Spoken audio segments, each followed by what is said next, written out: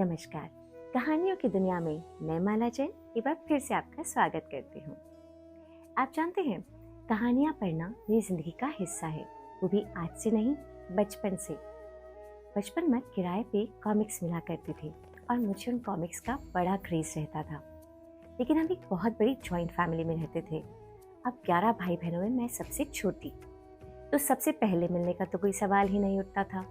और वो भी अगर मैं जिद करती तो इस शर्त पे कि 5 मिनट में पढ़कर वापस कर देना।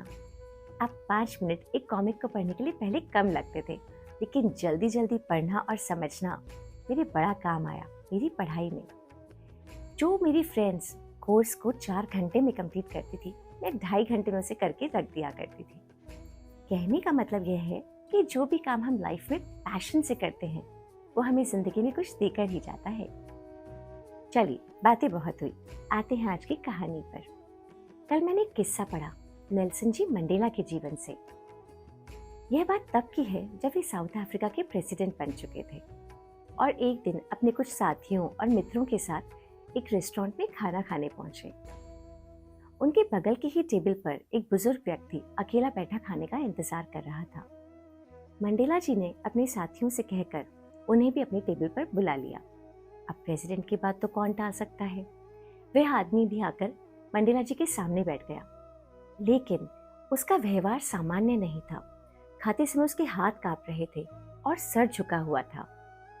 सबको लगा कि शायद वह बीमार है और यूं ही झुकाए सर से खाना खाकर वह यूं की ओर रेस्टोरेंट से निकल गया।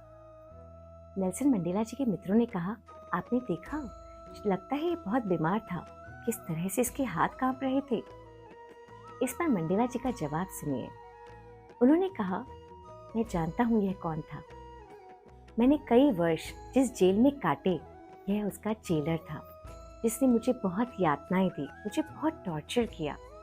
और आज यह इसलिए डरा हुआ था कि कहीं मैं भी इसके साथ इसके जैसा ही व्यवहार ना कर लूं। लेकिन मेरे चरित्र में तो किसी से बदला लेने का है ही नहीं, तो मैं ऐसा कैसे कर सकता था।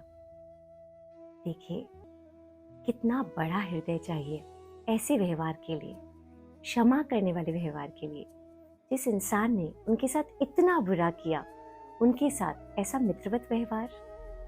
कोई ऐसे ही बड़ा नहीं बनता, बड़ा बनाते हैं उनके गुण। अब जरा हम खुद को आंकते हैं। अगर हमें कोई कुछ कह दे तो हम मौका ढूंढते हैं जब हम उस बात का जवाब दे सकें, और जब तक जवाब ना दे दें तब तक कहाँ चैन मिलता है।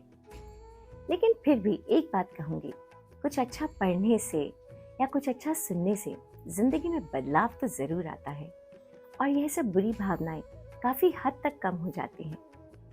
तो चलिए ना, इस कहानी से भी कुछ सीखते हैं, अपने आप में कुछ और अच्छे बदलाव लाते हैं, और इस बदले की भावना को तो उठाकर बिल्कुल बाहर कर देते हैं अपनी लाइफ से।